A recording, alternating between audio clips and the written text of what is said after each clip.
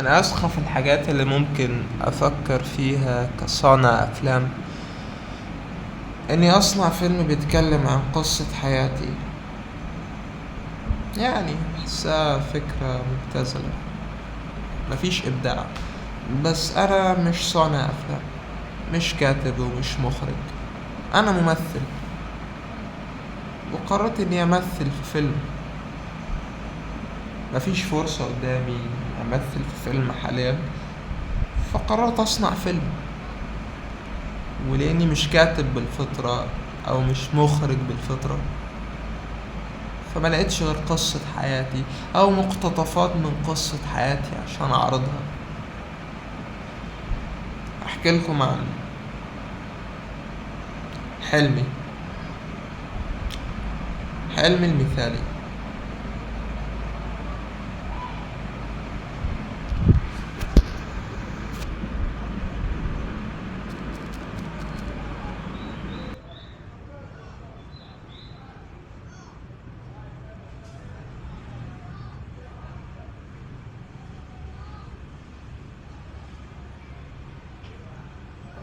وقبل ما ندخل في الحلم، هل انت شايف النجم؟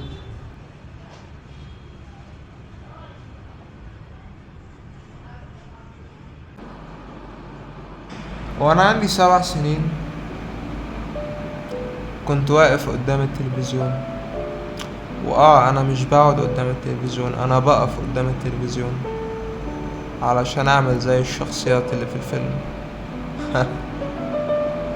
كنت بتفرج على فيلم اسمه انت عمري، من بطولة الفنان هاني سلامة ونيلي كريم ومنة شلبي.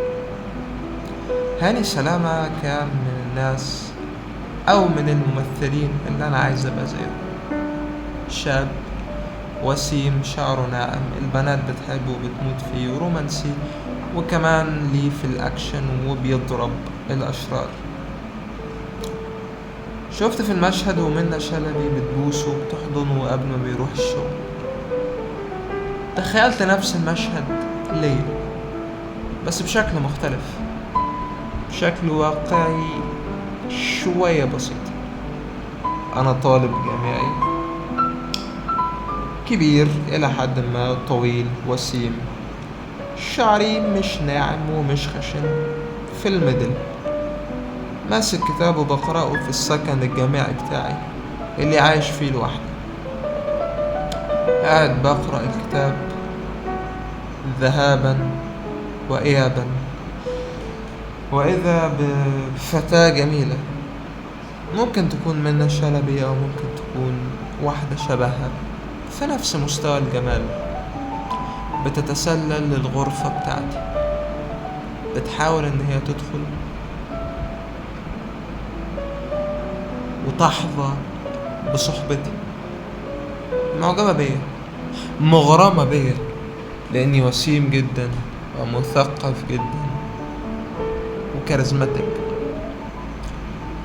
بفتح لها الباب، بقول لها ان هي ما ينفعش تدخل علشان انا عايش لوحدي، لكن بطريقة ما بتدخل. وانا قاعد بقرأ الكتاب، بتحاول ان هي تقرب مني، بتحاول ان هي تلمسني وانا بتجاهلها وبقاوم. بتقرب مني اكتر وبتبوسني في شفايفي، بس انا بقاوم، بحوش ايديها، بحط ايدي على بقها، لكن هي بتكمل وبتبوسني اكتر، لحد ما في لحظة بستسلم وببادلها القبلات. كنت طفل مسكين، ما كنتش اعرف اللي هيحصل في المستقبل.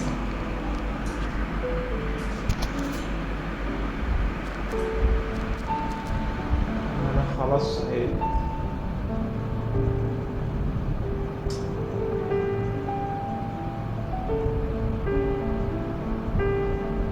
جسمي مش قادر يتحرك،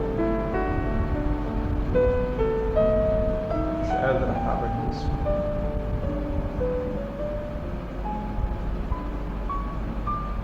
طب حد يصحيني.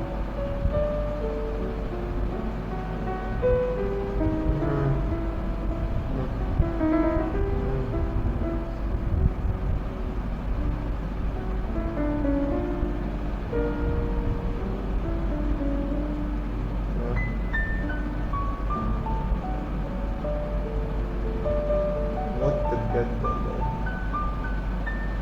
وانا مت. يا رب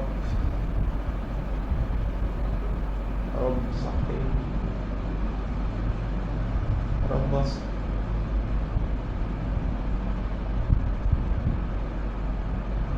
يا رب انا عارف ان انا غلطان. يا رب انا اسف. يا رب صحيني، يا رب هرب. يا رب انا كان نفسي اعيش.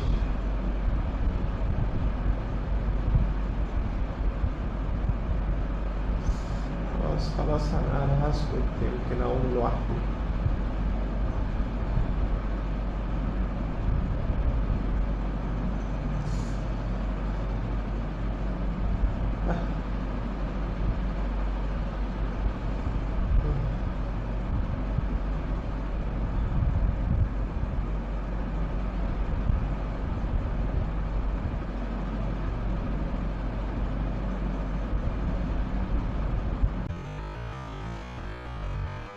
الحمد لله، صحيت من الكابوس وقررت أبدأ من جديد. وافتكرت تاريخي في المسرح، وقد ايه ان انا مثلت ادوار مختلفة، ادوار كتير، شخصيات عميقة واداءات مختلفة تخليني احس بالرضا النفسي وانا ماشي في الشارع او وانا قاعد مع نفسي، لاني عشت حيوات مختلفة في عروض مختلفة بشخصيات مختلفة. فلتستمتع، لدينا عرض مجاني فوق الطلبات. نابليون العالم كله قال، العالم كله حتى هو معصية القلب قررت تركب لتموت، لا تقدر في أحد سواك. طبيعي والمساوي حقير الوجه والتكوين، يعاملونك بالخارج كمس، ويعتقدون الجمهورية الداخلية فيه. أنا فقط ينظر إليك بالتفضل، من يحكم عليك وترباك، من يجلب لك المال ولا الملك. أنا فاكر بعد ما كل حاجة اتحسبت في النهاية واتكسرت في دول حتة، اللي تمنيت أمنية واحدة بس، نهرب ونهد من العالم ده. العالم اللي ما تعيش نفس المكان فيه ما بقاش العالم بتاعك، يبقى بتاع حد تاني. يمكن أن يكون بدانا شيء، فأنا أؤدي بزوجين بالاسم فقط. أنا رجل حر، وأنت فلاحة تعيشين في القذارة محمية الظهر. ولكننا متزوجان يا يشوع. متزوجان بالإكراه. نسيتي؟ اذكري الكونسل ما بليش على ذلك. أراد أن ينتقم مني فزوجني منك وأنا سكران. هذا هو قدرك. اصبري يا يتيمة. وداعا. أوقف الكلام. وداعا يا يشوع. شوي كده ماشي قدام بابيك. ده انا جرأت مره وبصيت تحت عاب الباب وشم الجزم اللي معديه. عمركم شفتوا جزمه بتحطوا رفان؟ اكيد لا. بره البيت بقى في غول كبير بياكل اللي بياكل، وانا مش عايز اتضايق. في الاخر موت سواعيش. انا كده ميت ومن زمان. اطمنوا احلاموا، ما انا اصلا اتخلقت عشان احقق لكم كل احلامكم. انا السماعه الكبيره اللي بتعلقوا عليها كل امالكم واحلامكم.